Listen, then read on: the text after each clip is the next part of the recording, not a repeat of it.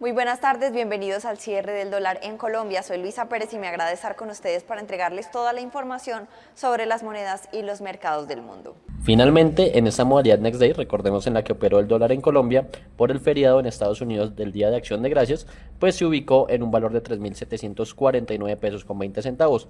Es decir, que si comparamos con la referencia en el spot de la jornada del miércoles, hubo un incremento de 20 pesos con 20 centavos al cierre. En promedio, en esta modalidad, la divisa se negoció en 3.737 pesos con 95 centavos. Y hay que decir que fluctuó entre un mínimo de 3.723 pesos con 50 centavos y un máximo de 3.749 pesos con 99 centavos. Como se observa en la gráfica, pues hubo puntos de más operación y puntos que ya pues básicamente reflejan lo que es esta modalidad Next Day. Como siempre recordamos que tiene bajos volúmenes de negociación conforme pues a lo que vemos en la normalidad de una sesión spot en la que regularmente se superan los 1.000 millones de dólares transados y las 1.600, 1.700 operaciones, que eso es una jornada promedio pues para este mercado local. En cuanto a los volúmenes de negociación, este valor es importante, pues precisamente es el diferencial. En esta modalidad Next Day se transaron 194 millones de dólares en un total de 340 operaciones al cierre. A propósito de la operación de la modalidad Next Day, esto nos explica Edgar Jiménez, quien es profesor de finanzas de la Universidad Jorge Tadeo Lozano, sobre el comportamiento de la divisa. Bueno, hay una jornada de día festivo para los Estados Unidos. A pesar de ello, nos movemos en el Next Day. Algún sesgo de corrección en la tasa de cambio, movimientos hacia abajo, por debajo de los 3.750 pesos. Tenemos una TRM por encima de esto. Así que si mañana la tendencia continúa, es posible que la TRM vigente para el próximo lunes esté por debajo de los 3.750 pesos. Esto está un tanto en línea un poco Colombia con lo que sucede con el DXY, que pues nuevamente se devuelve. Hemos tenido un punto de referencia en los 100 puntos, valga la redundancia, pero estamos ya entre 99,5 y 100, algún tipo de corrección. A pesar de ello, tenemos el peso mexicano con algo de devaluación muy moderada y digamos que una devaluación mejor o un poco más alta, de mayor magnitud, con el peso chileno y real brasilero, ambas aproximadamente 0,3, 0,4%.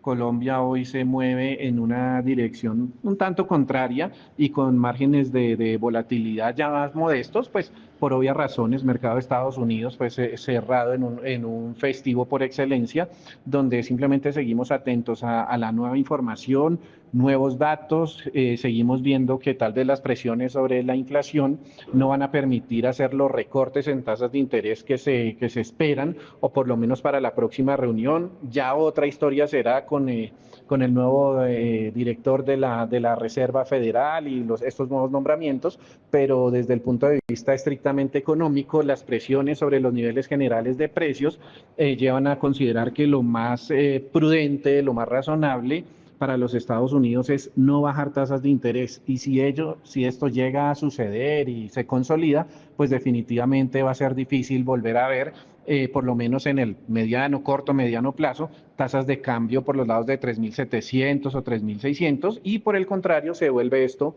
en una oportunidad en estos momentos. Cualquier nivel de cotización por los lados de 3.700, particularmente para mí, siguen siendo vistos como una oportunidad interesante para ir acumulando dólares. En el plano internacional, les cuento que el dólar estadounidense se encaminó hacia su caída semanal más pronunciada en 4 meses el jueves, ya que los inversores apostaron por una mayor flexibilización monetaria en medio de la presión del presidente Donald Trump para recortar las tasas. El yen subió un 0,11%, ayudado por un cambio de tono más agresivo por parte de los funcionarios del Banco de Japón. Los mercados estadounidenses están cerrados por el Día de Acción de Gracias, lo que deja poca liquidez y amplifica los movimientos comerciales. Así las cosas, de esta manera se está comportando el DXY a esta altura de la jornada, una caída del 0,02%, ubicándose en 99 unidades con 57. En noticias internacionales, República Dominicana autorizó a Estados Unidos a utilizar por tiempo limitado su principal aeropuerto y una base aérea para operaciones logísticas en medio del despliegue militar en el Caribe. Esto fue lo que anunció el presidente Luis Abinader junto al jefe del Pentágono, Peter Hegseth. República Dominicana autorizó el uso temporal de espacios clave a Estados Unidos en el marco de una intensificación de las operaciones contra el narcotráfico en el Caribe. Así lo anunció el miércoles el presidente Luis Abinader, quien recibió al jefe del Pentágono, Pete Hegseth, en su visita a Santo Domingo. En ese marco anuncio al país que hemos autorizado a los Estados Unidos por un plazo limitado el uso de espacios restringidos en la base aérea de San Isidro y en el Aeropuerto Internacional de las Américas para la operación logística de aviones de reabastecimiento de combustible, transporte de equipos y personal técnico. La visita de Hegseth busca reforzar la cooperación bilateral en la lucha contra el narcotráfico. Estados Unidos ha desplegado una flotilla de buques de guerra, aviones de caza y el portaaviones más grande del mundo para fortalecer sus operaciones en el Caribe y el Pacífico. Desde el lanzamiento de esta operación en agosto, los esfuerzos se han centrado en interceptar cargamentos de droga en el mar, mientras que las autoridades dominicanas han colaborado activamente con las autoridades estadounidenses. La acción ha generado tensiones con Venezuela, que acusa a Washington de utilizar la lucha contra el narcotráfico como un pretexto para sus intereses geopolíticos en la región. El propósito es claro: fortalecer el anillo de protección aérea y marítima que mantienen nuestras Fuerzas Armadas. Un refuerzo decisivo para impedir la entrada de narcóticos y golpear con mayor contundencia al crimen organizado transnacional.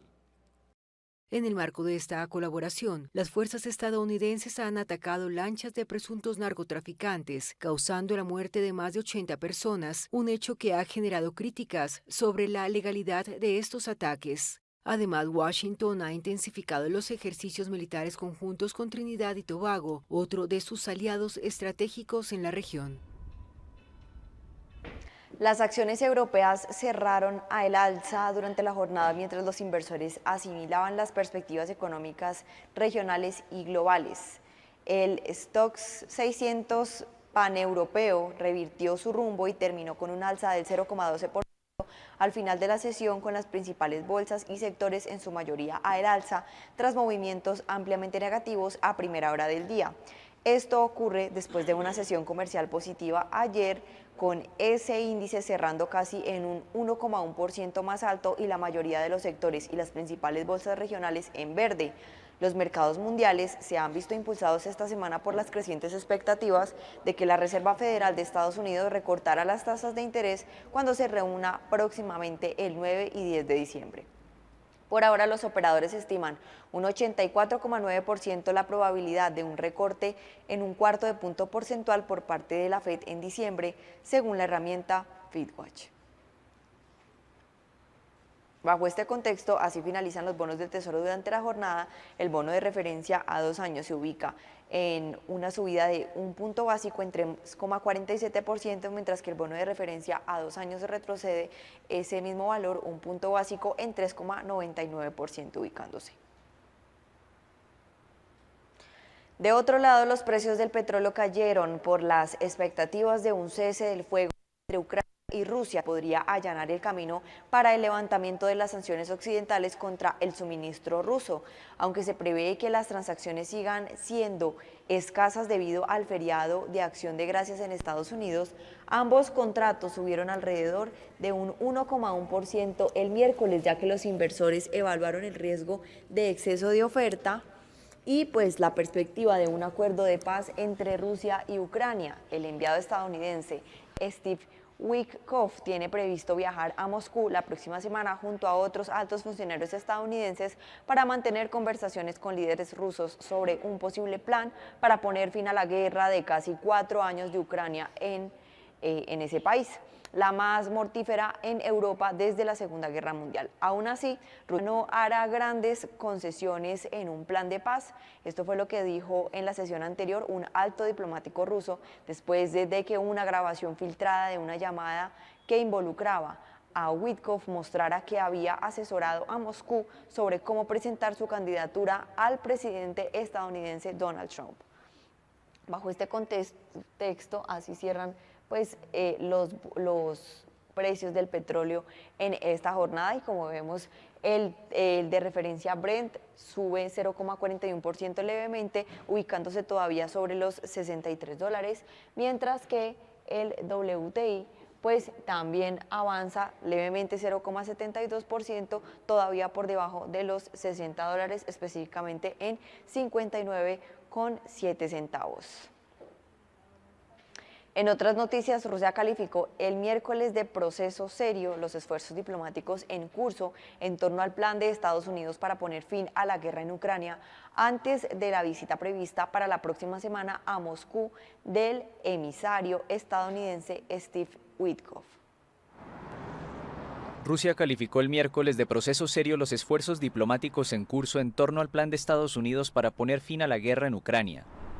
El portavoz del Kremlin, Dmitry Peskov, afirmó que no hay actualmente nada más importante que el proceso serio en curso, aunque advirtió que todavía es demasiado pronto para saber si el posible final del conflicto está cerca. El pasado fin de semana, representantes de Washington, Kiev y sus aliados europeos se reunieron en Ginebra para hablar del controvertido plan inicial de 28 puntos presentado por Estados Unidos, considerado muy favorable para Moscú, que se mantuvo al margen de las negociaciones que condujeron a una última versión reelaborada por Ucrania.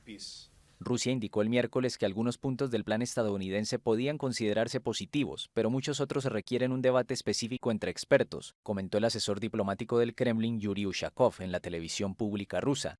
Ushakov aseguró que Moscú aún no lo había discutido en detalle con nadie y consideró inútiles los esfuerzos de los europeos por desempeñar un papel en la resolución del conflicto. Los europeos, que intentan recuperar las riendas tras la sorpresa de un plan estadounidense elaborado sin ellos, insistieron en la necesidad de mantener la presión sobre Rusia hasta que se alcance una paz justa y duradera.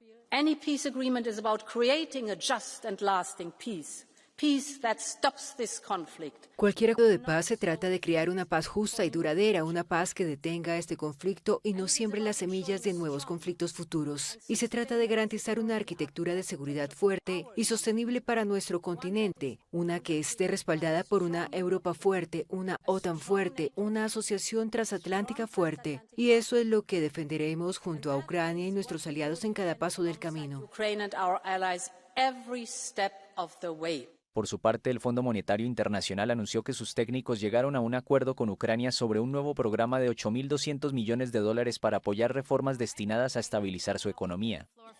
Mientras Kiev impulsa la organización esta semana de una visita del presidente Volodymyr Zelensky a Estados Unidos para negociar con el magnate republicano, el emisario estadounidense Steve Witkoff tiene previsto viajar a Moscú la semana que viene, una visita confirmada por el Kremlin.